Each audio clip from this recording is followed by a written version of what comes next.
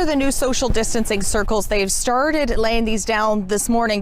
Welcome back to Moose on the Loose. My name's David, and today's top stories, we've got Andrew Furey, the Premier of Newfoundland Labrador, saying he doesn't like Justin Trudeau's policies. He doesn't agree with the guy, with Vasi Kapelos and CTV panelists commenting on this. We got some more liberal corruption. We've got people wielding pokey things at protests now. This is something new. They're bringing pokey things, long, sharp metal pokey things, as well as a handful of other clips. Let's jump into this. First off, we got this clip here of Brenda Shanahan. She is just a snake in the grass. More than 1 million species facing extinction globally, including 640 at-risk species in Canada. There is a climate emergency, as declared by this House on June 17th, 2019. And minutes later, she's calling for an investigation into Pierre Poilievre's hotel spending. Chair, I now move that the committee immediately conduct a study into the flagrant disregard for public funds exercised by Pierre Poilievre's Conservative Party of Canada members of Parliament, who expensed their travel costs, hotels, and per diems to travel to Quebec City for the Conservative Party of Canada partisan convention in September 23, report its findings to the House. Really? Coming from the Liberals, Justin Trudeau, remember when he spent $6,000 per night in London for 5 nights, $30,000? Or what about that other time? Oh yeah, he was in New York, spent $61,000 in hotels. If you just search Justin Trudeau hotel bill, you get all of them right here. $398,000 on hotels for Queen Elizabeth II. Hotel spending in India. Remember that? He spent like $1 million.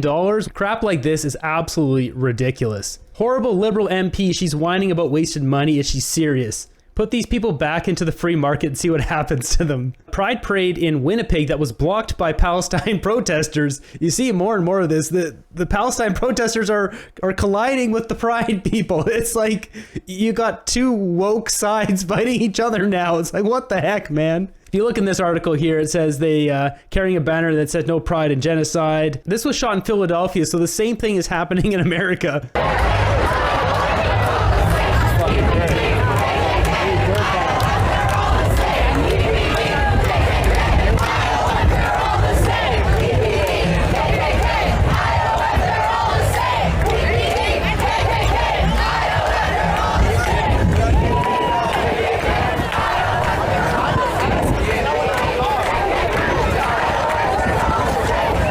It's just chaos now. The left is eating the left. Incredible, yeah. This charming group of people has now set up a camp at the main grocery store in this Jewish neighborhood in Toronto. They are chanting "Long live the Antifa," which is called for bad stuff against Jews. All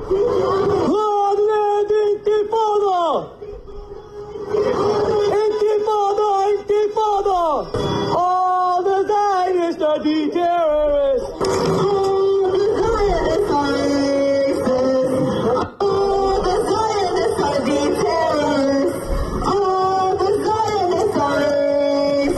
I can't even imagine what it's like to go to a grocery store and just, like, you don't know what's going to happen there. The police need to step up and start doing something. I'm disgusted. Where are the police? Frightening. No policing. This is sick. If the protests were against black people or gays, the government would have stepped in to stop it long ago. Yeah, isn't that the truth? Next up, we got this strategy session from CTV talking about the by-election in St. Paul as well as Newfoundland. Andrew Furey. Welcome back to Question Period. This week, we saw some premiers attempt to separate themselves from their federal party brands and counterparts. Over in Newfoundland and Labrador, the Progressive Conservatives snagged a landslide provincial by-election victory in a seat held by the Liberals since 2015. While the last standing Liberal provincial premier, Andrew Furey, still holds a majority in Newfoundland, this week's by-election win is the second seat-changing win for the province's Tories in as many months. Furey had this to say about the loss. Every second hand I shook out there, it was, no, I don't work for the Prime Minister. In fact, the Prime Minister and I don't agree on many things like the carbon tax, and having to point them to the years of me fighting the Prime Minister and standing up for Newfoundlanders and Labradorians. In Ontario, meanwhile, speculation is swirling that Premier Doug Ford could call an election sooner than the currently scheduled June 2026 over concerns about cuts a future federal Conservative government under Pierre Poilievre might impose, among other things. Imagine being a Liberal and you worked your way up into the role of Premier of Newfoundland and Labrador, and then you got Trudeau come in and it just wipes out all of the Liberals out of the entire country. He has ruined so many jobs, well-paying jobs. It is unbelievable. One man can destroy so many lives. He destroys people's political careers. He's destroying Canadian lives. He is just wiping everyone out. First off, they talk about Trump. We're not going to get into that too much, but basically there's 42 felonies against Trump that charged because of Stormy Daniels' hush money payment. Like, what does that even have to do with politics? It's just a bunch of dog crap because Bill Clinton did the exact same thing when he was in office.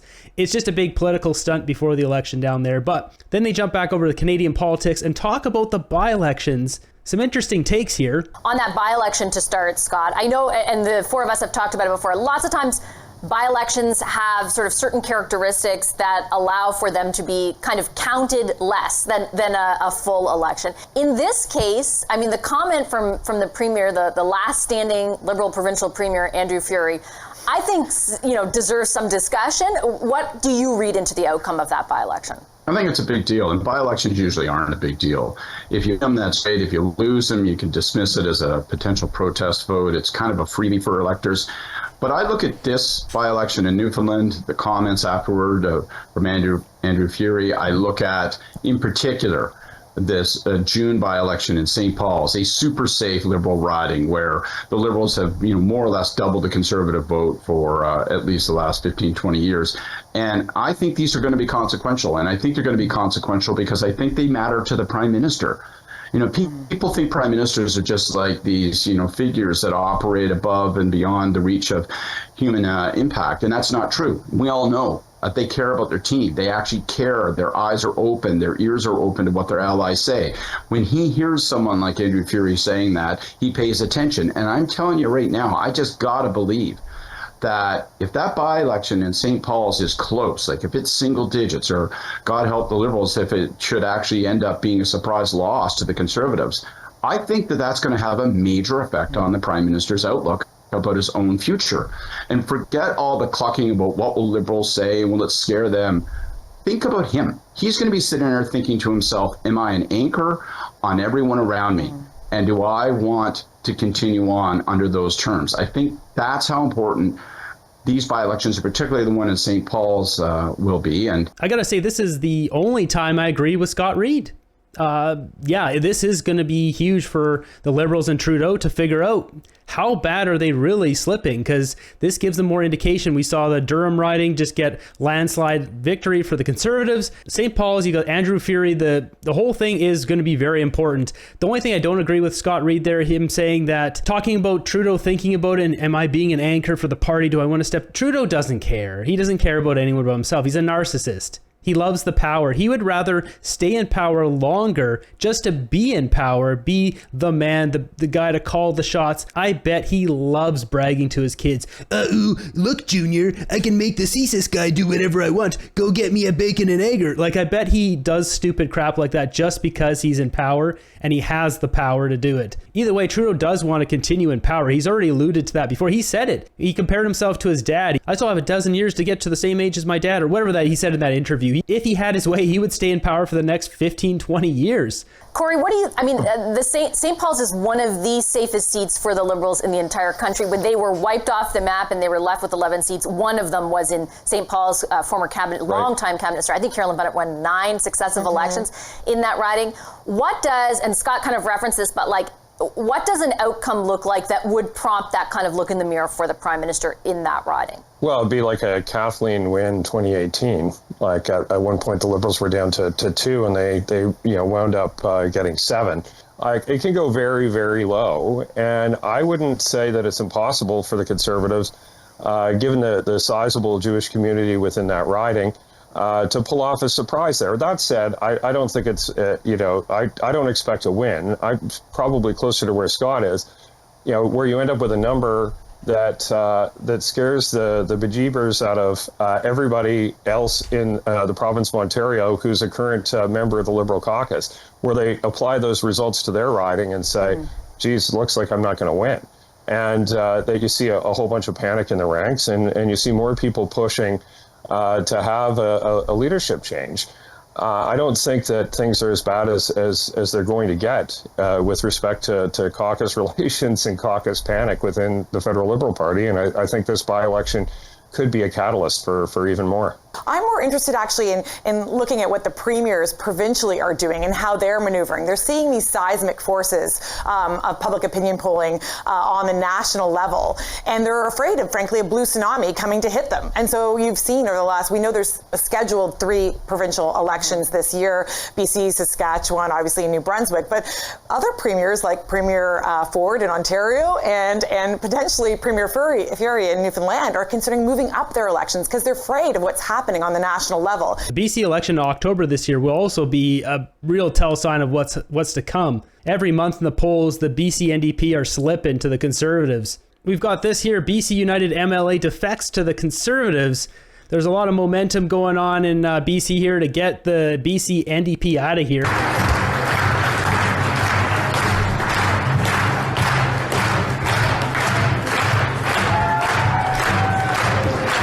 People are ready for a change around here. We've had enough of the David Eby and all these, their little test projects they're doing on our society here that's wrecking the country. Next up, we got a clip here of Chrystia Freeland where she's asked a question at this announcement in Toronto, and she doesn't answer the question. And not only that, she spends a minute and a half not answering the question. Firstly, Palestinian Canadians have told us your government isn't doing enough to get people out of Gaza. What do you say to those families who are waiting for their loved ones to get out of Gaza? Thank you for being here. Thank you for the question. And thank you also for recognizing how amazing Aita's explanation of her work overcoming a real challenge. That was beautiful. More distractions. Thank you. More distractions. What is this? Thank you for the question about Palestinian Canadians. You already said that. I have spoken to many Palestinian Canadians, and I know from them. She's got to look for the answers in her head. Just answer the question. Say, we're doing nothing. Just say it. You'd actually get a little bit of respect if you just said that. She is unbelievable. It's like she doesn't even care anymore. She said nothing in the whole thing there. Next up, we got a clip here. Says, should students be allowed to defend themselves against Pride Month indoctrination in schools?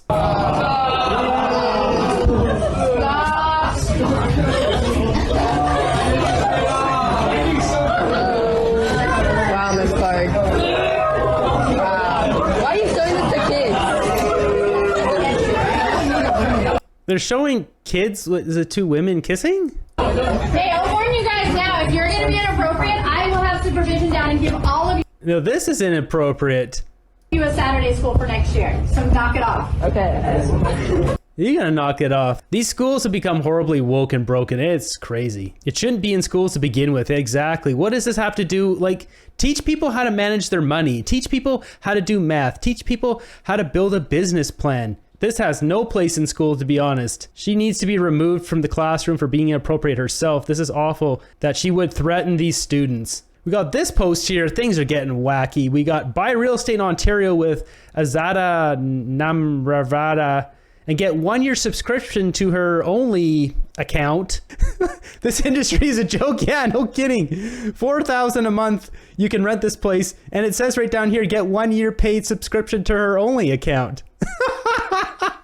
This has to be a parody. It's not. That's the scary part. This is buy one, get one free. We've got this in Clearwater, BC. They spent $2,200 to paint a dock, and now the citizens want it removed. Don't do this stuff. Like, when you're walking on a dock, when you're walking on the road, stop putting flags where people can trip, can fall, can get run over. It's a dock. It floats. You have to stay balanced. You shouldn't be looking at rainbows while you're doing that. Like, who's the bonehead who did this? Speaking of bonehead, we've got this here. Just a normal evening in downtown Toronto. East of here, but they've...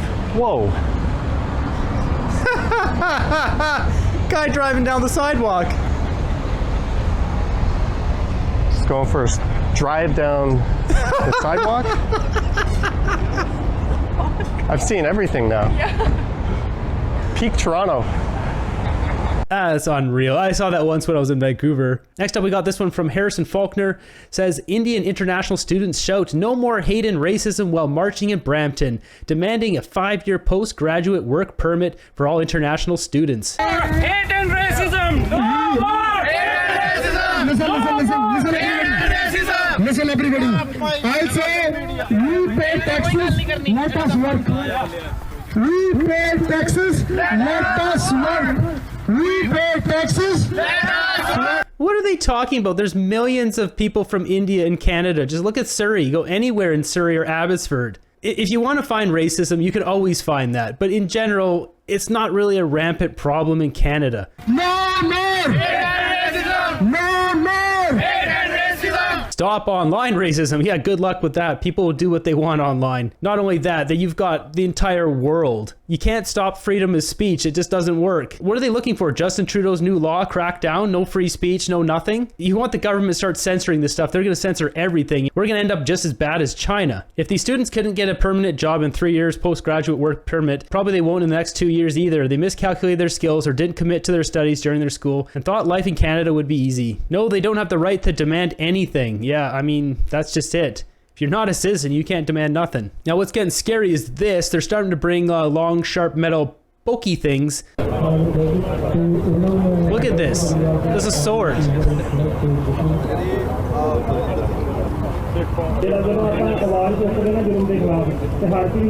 This guy's got one here. That's a dagger. Dagger. Guys, you have to learn the rules in Canada. You're not allowed to you can't holster weapons like this in Canada, just period. You can own swords, but you can't go walking around with one. There clearly needs to be stricter regulations with immigration, people understanding the actual laws. It's ridiculous. Looking at this comment here, to be fair, it's actually legal for anyone to do so. Now, looking this up, we've got this here. So it is perfectly legal to own knives and swords that are not prohibited by design in Canada, so as long as your purpose for purchasing and or carrying it is to use it as a tool. Remember, Canadian law does not allow you to carry a knife for the purpose of self-defense. So I'm not buying it. What are these people out here LARPing? This is not a tool. Yeah, this dagger, oh no, it's just a tool. What was this tool designed for? It was designed for one thing. It was ending people. Same thing with this. These are not designed to cut down trees. So while that might be technically correct, no cop is going to look at that and be like, oh yeah, that's just totally a tool. He was going to cut an orange or a lemon with that. Either way, this is not Canada. We're not a bunch of barbarians like from 1601. Like, get this out of here. Next, we've got this clip here. It says international students demanding an extension to postgraduate work permits expiring this year. To international students, how the immigration consultants, they're exploiting people. How the organizations are quiet about it. How when we talk about all these regulatory authorities, they're not doing anything about the exploitation that is done in the name of immigration services. This is all done by Justin Trudeau, Sean Fraser, and Mark Miller. They're ultimately in control of all this stuff. They have exploited all you guys. So you guys should ring them up. You can look up their phone numbers, their email addresses, give them a call, all of you. When it comes down to it, you're not Canadian citizens, so you just don't have rights. Going through these comments, they're all the exact same thing. It says go home, so you're not going to get a lot of sympathy around here. Next up, we've got David Menzies from Rebel News getting arrested. Once again, this is turning into a meme. He's at a women's rugby pitch. The same sort of thing. He's trying to talk to, are you okay with a transgender player playing and crushing other women, etc., etc. The whole thing they always do. If you talk to anybody here, make comments, rude comments, you will be charged as well. Make rude comments? Is that a law, sir? I'm telling you what the process is, sir. Could you please tell me what the law is for rude comments? You've got 5 seconds to leave or you'll be arrested for trespassing. Okay, let's walk. Excuse me. Yeah. You're under arrest for trespassing. Okay. Why? You're in the... Okay, hands behind your back, please. Are you kidding me? No, hands behind your back. I'm not on the field. Yes, you are. This is pathetic, guys. Like, weak men. One thing, we have weak men in society, but they can't be the police officers. Men like these were raised by equally weak fathers. There you go. Cops, oh, but we're just doing our jobs. Yeah. Next up, we have the most ridiculous clip here. They're painting circles in a Toronto park for social distancing. We've been showing you these pictures this morning as they've come into us from Toronto's Trinity Bellwoods Park, the park where last weekend thousands of people converged not in physical distancing rules or within the guidelines, and so why are there still guidelines and rules? That world event is years ago. The city trying this out, painting these physical distancing circles to tell people what's a safe distance. And look who's in. This is a bunch of woke garbage. That whole thing was just Big Pharma making money off all of us. This is stupid. Stop being stupid. One of them for us this morning. X marks the spot, except it's an O that marks the spot. They've started laying these down this morning, painting them on the grass. They're still at it right now. There's going to be 300 to 400 of these here within Trinity Bellwoods Park. Now, there is a reason for this. There were thousands of people on the grass here on Saturday. It created a lot of sort of shock and awe. Residents of the area were very upset, and yeah, we're in shock and awe that this stupid crap is going on. Of course, the social distancing, physical distancing, not happening at all. People sort of started arriving, setting up picnics, and next thing, this whole park. This is not thousands. Come on. We see like maybe 100 people. Was full. The city had to do something, so they've decided to paint 300 to 400 of these. Now, there's circle protocol that you need to know about here. Oh, thank God. Tell us what the circle protocol is. These circles, 8 feet in diameter, and they are about 10 feet apart from each other. They say that is big enough to allow 2 people to lie down on blankets inside of these circles or to sit cross-legged. Okay. That's us. So cross-legged people, we can sit cross-legged. Thank goodness. Wait, can we lay on our backs, or does that transmit? Sort of what you're allowed to do within the circles. You can't kind of spill over the circles. Okay. You must stay within your circle. Okay, so no spilling over the circle. Wait, can I take a poop in the circle, or do I poop out of the circle?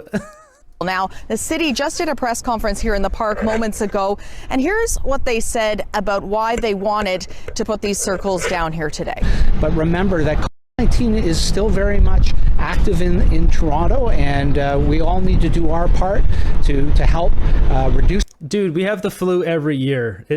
One thing I should also mention is you can't come down here and hang out in the circle with me. It has to be people who live within the same household. So only people from within your household can be in your circle. Like, seriously, humanity is the smartest animal on this planet. We have big brains. Stop with this stupid garbage. You look so stupid on TVs doing this. The government, the city. It was painful to see this level of stupidity. I'll never look at the people the same way again. But how do they get out of the circle if the grass is covered in C-word? The craziest was closing down tennis courts, an outdoor game where the players are necessarily far away from each other. Yeah, it's like when they close down hiking trails. Like, what? In hindsight, it's fairly clear the C-word was a dry run for test compliance levels. Yeah, that's what it is. Next up, we got a Chinese spacecraft landing on the moon and taking some samples. This is some actual footage. It crashes right here. Kaboom. Let's jump over to my group and see what kind of memes we got today. This one is actually addressing me with my previous post. I basically had that footage from Brampton from 1990s where it showed a farmer's market. Yeah, like it says here, 3 peppers for $1. Can't remember the last time I've seen things so reasonably priced. 3 peppers would cost you $3 to $6 in Edmonton nowadays. 1 pepper in Nova Scotia would cost about $5. Stormy De Niro. This is gross, man. Alberta, BC renters. Yeah, no kidding. Everyone's moving to Alberta. First time the Pope ever touched a... Be sure to check your kids' candy this Halloween. Just found a huge piece of crap in this candy bar. Got this post here from the CBSA. They're adding facial recognition technology so travelers can use their smartphone to identify themselves. Yeah, they just want more digital surveillance like they're doing in China. That's all this is. Have you seen our housing catalog? I can't afford rent. Yeah, that housing catalog is so stupid too because they're spending months and months and months. Like I think that's coming out next year, at the end of this year. They spend so long on that. Why not just roll out like 3 or 4 houses? How long would it take to approve 3 or 4 designs and just roll that out immediately? And then you can work on a whole catalog. How dare you pull me over? Do you know who my father is? Nope, I'm just like your mother. I have no idea. Proud to be Canadian, ashamed of my government. Yeah, I should turn that into a sticker. If stupidity was an Olympic sport, he would be sent for steroid testing. We're liberals. What do you expect? Look at that.